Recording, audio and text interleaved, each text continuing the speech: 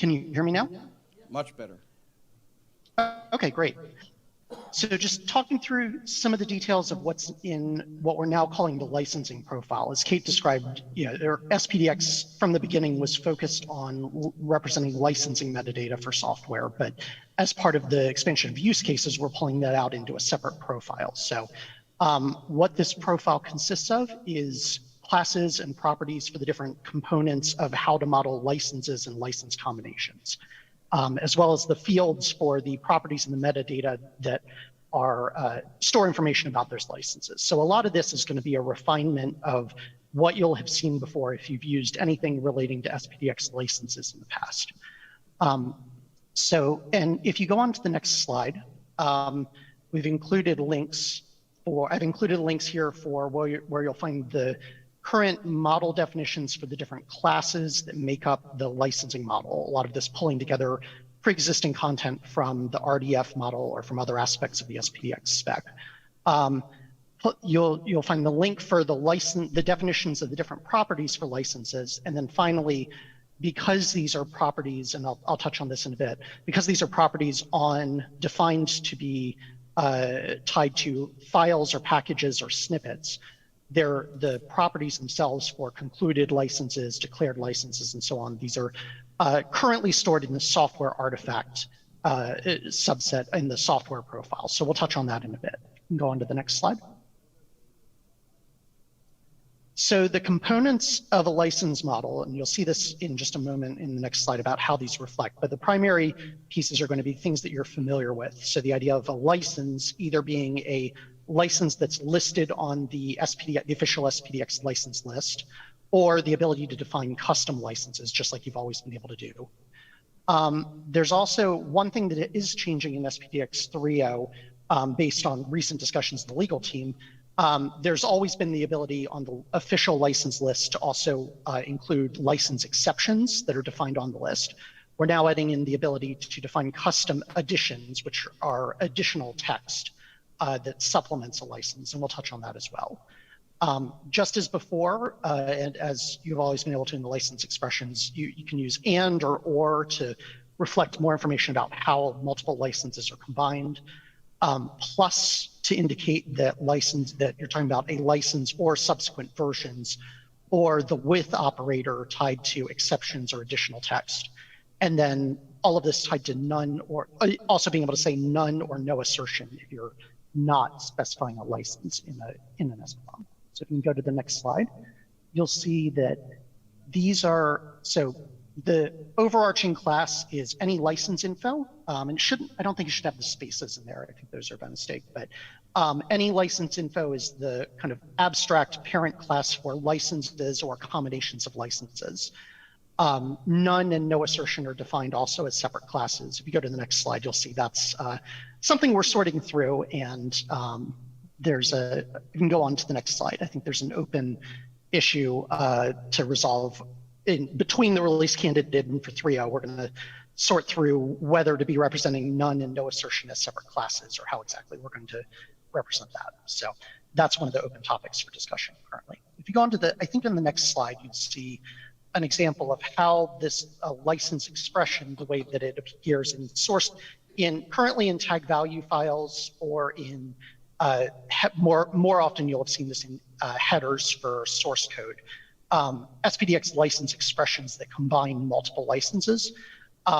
These are using the different classes that we just showed. Those can be modeled in a syntax tree style. And again, there's nothing about this that's actually new. This is always something you've been able to do in SPDX 2.3 and earlier. It's just because of the way that we're defining the classes, defining the models, I think a lot of this is going to be elevated and more visible and a little clearer how to translate license expressions into this format. So if you can go to the next slide. So as I mentioned, for licenses themselves, these two concepts, listed licenses and custom licenses, have been around since the beginning of SPDX. Listed licenses being those that are on the official SPDX license list, and custom licenses being those that are user-defined in an SPDX document. So changing the name slightly to help clarify their purpose and reflect some of the changes in properties that are available to define on each of these licenses. So go to the next slide.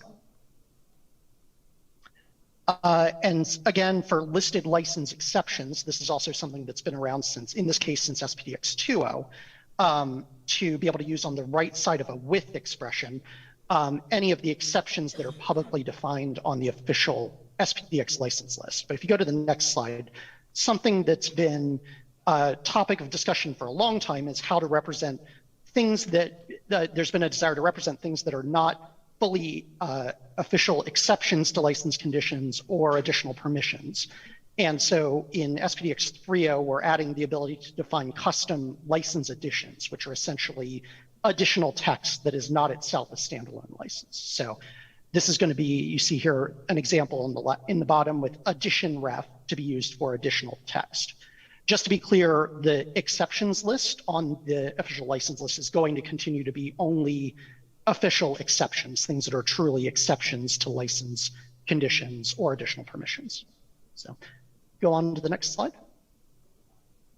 And then the other major point is just that we're kind of rationalizing and cleaning up some of the property names and unifying them across packages, files, and snippets. I think in the past there's been some different names for these properties and different ways that the names are used. And so one of the goals for 3.0 for the licensing profile was to align on common names and terms for the properties across the different types of software.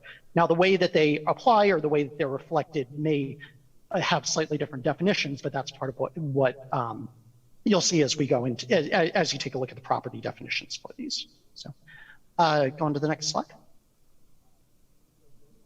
And then finally, so there are a number of open issues, some of which are more technical or mechanical, but a handful of which are open substantive questions. And I'm not going to, given the time for the moment, I'm not going to get into these right now, but you can take a look on GitHub. Please please weigh in.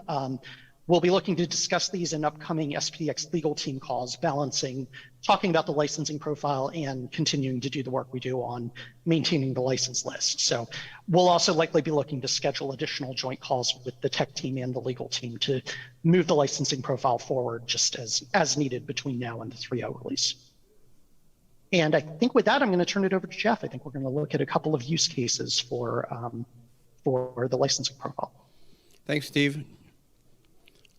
So I'm relatively new to SPDX. Kate and Rose asked me to talk about use cases a little bit regarding the licensing profile.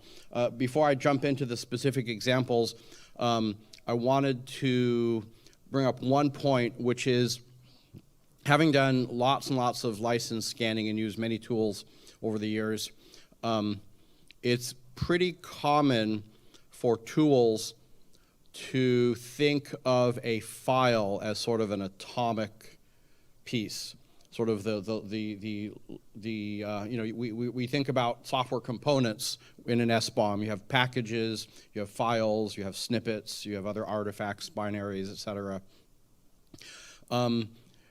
It is very common from a licensing perspective to find multiple licenses in one file.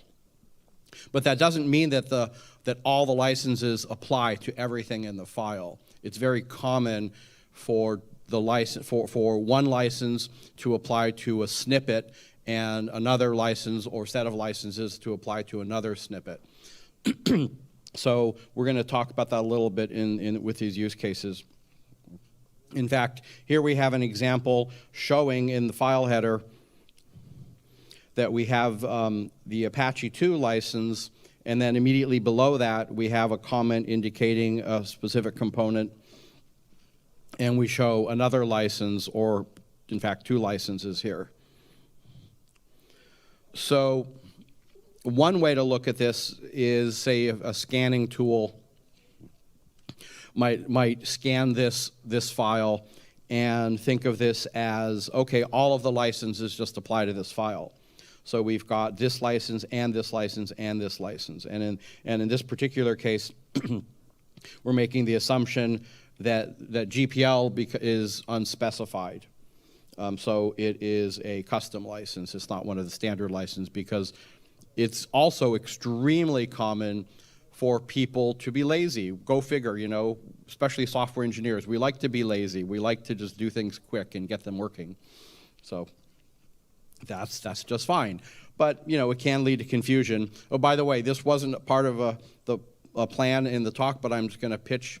Please use SPDX license identifiers, always. Thank you. So this is pretty common for a scanning tool to look at the file and come up with this result. But another way to look at it is we have Apache 2.0, and because of this second comment, we have the next phrase, which is MIT or GPL. And in this case, we've gone ahead and made the assumption that it's GPL 3.0 only. But what I like to see is this case, which is you don't have all of these licenses apply to the file. What you have is you have two distinct snippets. You have one snippet that is Apache 2.0, and then you have another distinct separate snippet, which is MIT or GPL 3.0 only. And in this case, in the SBOM, each of these would be a separate entry in the SBOM. These are both snippets, and they're separate. Even though it's one file, you end up with two entries in the SBOM. So the next use case is a license that's pretty common, except that it's been modified a little bit. And this is actually not unusual at all when it comes to licenses. People, you know, again, software engineers, developers are humans. Okay, we're not talking about AI here. That's a different session. And when we put the license in the file header, sometimes we add extra comments. So in this case, we have standard GPL 3.0 or later, and then we have an exception that's pretty common, the autoconf exception, but there's some extra text added. So currently in SPDX 2.3, what we end up with is it would be common for scanning tools, for example, to come up with this concluded license of GPL 3.0 or later with the autoconf exception, except in this case, because the exception has extra text added to it, it's not a standard license or a standard exception. So we end up with a custom license. That's okay. SPDX 2.3 allows us to put this custom license in, except that, I don't know, I talk to a lot of lawyers. It's a pretty common thing for me. And, you know, lawyers like to see, you know, lawyers do a lot of license compliance, and they like to see things that they already know about and understand. So this could be, you know, a little bit harder to understand just because it's like, oh, it's a custom license. What's this? I have never seen it before. But what we can do now is we recognize that, oh, this is, you know, maybe the auditor or the scanning person would say, oh, this is just a standard thing plus one extra little bit. So I can handle that. It's really simple. What we have is we have the standard GPL 3.0 or later, and we use the with clause, which of course is always been there. But we have this new custom license edition, and it's this edition ref autoconf GPL 3. So what this is we're not using one of the standard license exceptions that Steve mentioned. There's a list of standard license exceptions. This is a modified license exception. So instead of having a completely new custom license, we have a standard license with a custom license exception. So it's, I think it's much simpler and straightforward to understand.